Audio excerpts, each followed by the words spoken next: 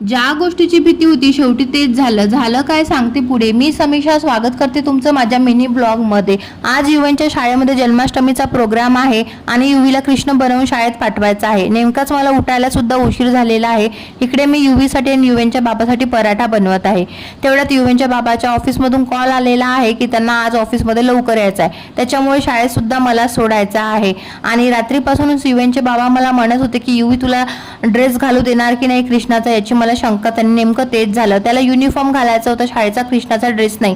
खूप रडारड केली त्याने। शेवटी मॅम म्हटल्या की त्याला शाळेत घेऊन या, आम्ही त्याला रेडी करतो। तर त्याच्यामुळे मी त्याला शाळेत घेऊन गेलेले आहे आणि त्यांनी त्यांच्या पद्धतीने त्याला रेडी केलेला आहे। आणि शेवटी युवेंचं काही रडारड संपलेली नाही। अशा प्रकारे त्याने माझा प्लॅन फ्लॉप केलेला आहे। असो, युवेंच्या शाळेत हरवलेला डब्बा मला वापस मिळालेला आहे, याची मला सर्वात जास्त आनंद होता। तर युवी कृष्णाच्या गेटअप मध्ये कसा दिसत आहे नक्की सांगा। चॅनलला सबस्क्राईब करा।